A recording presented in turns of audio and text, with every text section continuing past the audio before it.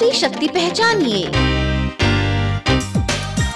Hypnosis से बीमारी मुक्त जीवन पाएं, जैसे phobia, depression, weight management, sexual dysfunction, motivation, relationship, studies, sports, past life, unhealthy habits and many more. Indian Hypnosis Academy. Contact Dr. J.P. Malik 9871316116.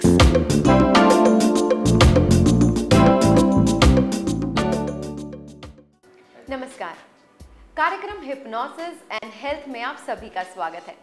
जब हम बात करते हैं हिप्नोटिज्म की तो उसका मतलब सिर्फ वशीकरण ही नहीं होता और भी बहुत कुछ होता है। ऐसा हमने अपने पहले के एपिसोड में बात करी हुई है। आज एक बार फिर से इसी कॉन्सेप्ट पर हम बात करेंगे कि एक्चुअली वशीकरण और हिप्नोटिज्म में कितना डिफरेंस होता है। और इसी विषय पर जानकारी देने के लिए आज एक बार फिर से हम बात करेंगे इंडियन हिप्नोसिस एकेडमी के फाउंडर डॉक्टर जेपी मलिक के साथ। डॉक्टर मलिक, आपका स्वागत है। डॉक्टर मलिक, आपने हमें ये तो बताया कि वशीकरण एक बहुत ही गलत शब्द दिया गया है हिप्नोटिज्म को, हिप्नोसिस को, या फिर कुछ ऐसा कहा जाए। हम एक बार फिर से आपसे जानना चाहेंगे कि एक्चुअली ये थ्योरी क्या है, क्योंकि जितना हमको समझ में आता है, एक आम इंसान जो समझता है वो यही लगता है कि जब हम किसी को अपने बस में कर लेते हैं या फिर अपने कहे अनुसार चलाने की कोशिश करते हैं, वो स्टेज हिप्नोटिक्स की स्टेज कहलाती है, वही वशीकरण होता है। लेकिन आप कहते हैं ऐसा नहीं है। इसको थोड़ा डीपली हमें समझाएं। देखो, वशीकरण का मतलब हुआ कि आप एक चीज़ को कंट्रोल में कर रहे हैं और जैसे आप चाहते हैं वो उसी प्रकार से इंसान काम कर रहा है, वो वशीकरण होगा जी। लेकिन हिप्नोसिस के अंदर ऐसा कुछ भी नहीं होता है। ये एक प्रकार का मिथ्या लोगों की सोच है, क्योंकि ये सोच आई कहाँ से, पहले हमें ये सोचने की ज़रूरत है। जब हम देखते हैं स्टेज शो और फिल्मों के अंदर जो एक्टिंग करते हुए एक्टरों को देखते हैं, वो हिप्नोटिज्म जब करते हैं तो इस प्रकार की चीज़ें दिखाते हैं कि मेरे कंट्रोल में हो गया है, या that is not reality in fact, क्योंकि हमारा पूरा कंट्रोल हिप्नोसिस के दौरान भी रहता है। हम वही करेंगे जो हम करना अदरवाइज भी चाहते हैं। जो हम अदरवाइज करना नहीं चाहते हैं उसको हम कभी भी एक्सेप्ट नहीं करेंगे, जो वैल्यू सिस्टम के अगेंस्ट जाएगा। अगर मतलब जो कंट्रोल होता है वो सारा हमारे अपने ब्रेन से चलता है। हाँ, कंट्रोल जो आपका, जिसको आपने हिप्नोटाइज किया है उसका अपना कंट्रोल रहता है। हिप्नोटिस्ट का काम है टू गाइड हिज बिहेवियर। वो उसको गाइड करता है, उसको दर्शाता है कि आपने आगे क्या करना है, किसी चीज़ को किसी से लिंक करना है और उसको फिर हीलिंग के लिए कैसे यूज़ करना है, यानी उसके एम्पावरमेंट प्रोसेस में कैसे यूज़ करना है। लेकिन इसका मतलब ये नहीं है कि वो जो चाहेगा वही करा देगा।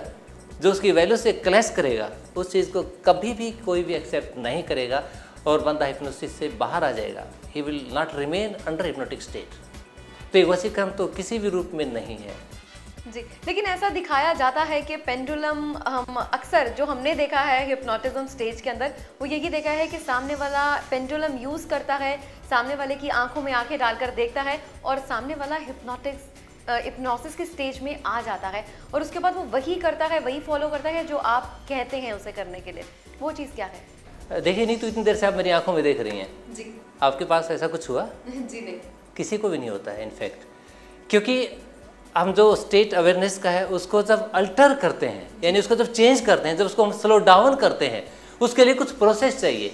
उस प्रोसेस के अंदर जो पुरानी टेक्निक है पेंडुलम यूज़ करने की, पेंडुलम यूज़ करके हम कंसंट्रेशन बंदे की एक जगह लगाते हैं। जो जो कंसंट्रेशन होती है उसके बेसिस के ऊपर अवेयरनेस को अल्टर किया जाता है। तो दूसरा तरीका आंखों में देखने का है।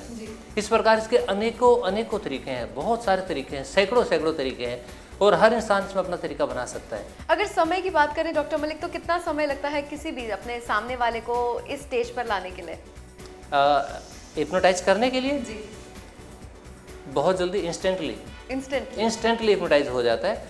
लेकिन जब हम क्लिनिकल एप्लीकेशन की बात करते हैं, we follow a long process, क्योंकि जब हम लॉन्ग प्रोसेस करते हैं तो उसमें लॉन्ग एक्सरसाइजेज होते हैं और माइंड में उसका एक्सेप्टेंस ज़्यादा बढ़ता है। जितना एक्सेप्टेंस बढ़ता है, that becomes part of the behaviour, because being a part of programme at subconscious level, that is accepted by the mind and used in the behaviour pattern of the person. लेकिन जो जादू वादू के लिए जो लोग कहते हैं कि स्टेज के ऊपर जो काम करते हैं, स्टेज वाले इंस्टेंट हिप्नोसिस करते हैं। उसमें एकदम से कोई ऐसा एक्टिविटी की जाती है जो कि अवेयरनेस को अल्टर कर देती है, थोड़ा सा बदल देती है, वो हिप्नोटिक स्टेट होती है। असल में देखा जाए हिप्नोसिस और आम स्टेट, इसमें बहुत ज़्यादा फर्क नहीं होता है।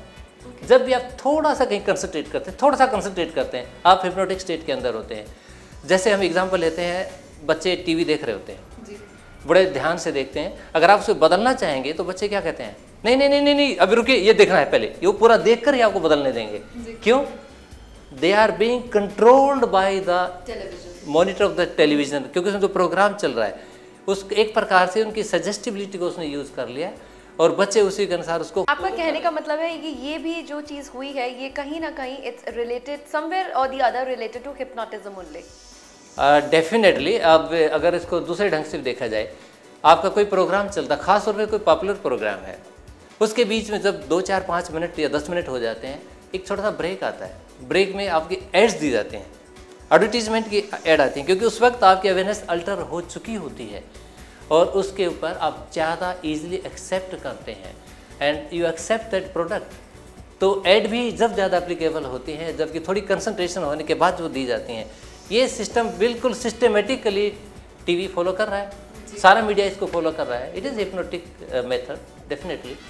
और अगर कुछ ऐसा कहा जाए कि जब आप सामने वाले को हिप्नोटिज्म करते हैं, उस पर अप्लाई करते हैं ये चीज़, तो वो कितने समय तक उसके साथ रहती है, कितने समय तक वो स्टेज में बना रहता है?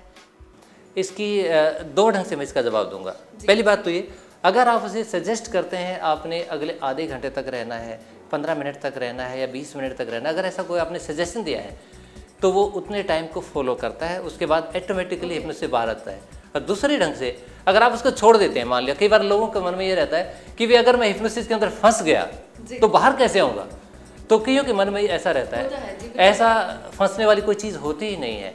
अगर आपको छोड़ भी दिया जाता है तो अगले अधिक से अधिक 10 मिनट के अंदर आप उस स्टेज से बाहर आ सकते हैं, ऑटोमेटिकली आप आ जाएंगे, अदरवाइज आप सो जाएंगे। यानी 2 ही पॉसिबिलिटी है, या तो बंदा सो जाएगा, अदरवाइज वो हिप्नोटिक स्टेट से बाहर आ जाएगा, उसके अंदर कभी भी फंसेगा नहीं, स्टक नहीं होगा। जी बिल्कुल। लेकिन फिर इस चीज़ को इतना बढ़ा चढ़ा कर क्यों दिखाया जाता है, क्यों बताया जाता है, या फिर मैगजीन्स में भी हमने अक्सर पढ़ा है कि किसी को वशीकरण करके, हिप्नोटाइज करके हम कुछ भी करा सकते हैं, उसके साथ किसी भी तरह का व्यवहार कर सकते हैं। बिकॉज अक्सर ऐसे केसेस हमने देखे हैं और सुने भी हैं कि चोरी चकारी के जो मामले आते हैं बहुत ज़्यादा आते हैं कहीं ना कहीं, और हिप्नोटिज्म से ये रिलेटेड होते हैं।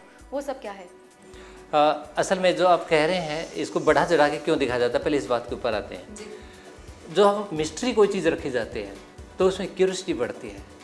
तो किसी चीज़ के बारे में नहीं बताएंगे तो लोग जानना चाहेगा, कहते हैं फॉरबिडन फ्रूट्स आर स्वीट, उसके बारे में हम ज़्यादा जानना चाहते हैं।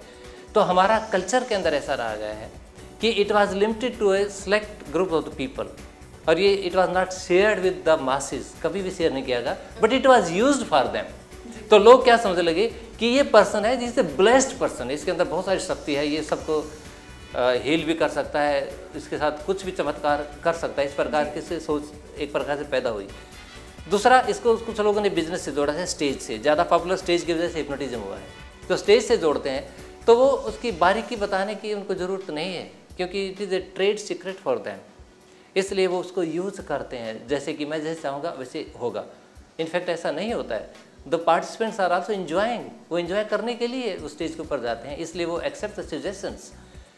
और इसके बाद आपने कहा कि ये चोरी चकारी वाला, जो चोरी वाली बात में बड़ा मैं मानता हूँ कि इसका हाईलाइट किया जाता है, लेकिन पहले क्यूरियोसिटी पैदा करते हैं वो लोग। क्यूरियोसिटी पैदा करने के बाद उसने कहा कि आपके पैसे कई गुने हो जाएंगे, आप बहकावे के अंदर आ जाते हैं। जो बहकावे के अंदर आ गया तो बातें मानना शुरू हो गया। डॉक्टर मलिक, आपके साथ बात करने के बाद हिप्नोटिज्म को एक बहुत ही अलग नज़र से देखने का मौका मिल रहा है। हम चाहेंगे कि आने वाले एपिसोड्स में भी आप इसी तरह की जानकारी हमें ज़रूर दें। अभी वक्त हो चला है लेने का अपने व्यूअर्स से इजाज़त। हमारे आज के इस कार्यक्रम में इतना ही। अब लेना चाहेंगे आप सभी से इजाज़त। नमस्कार।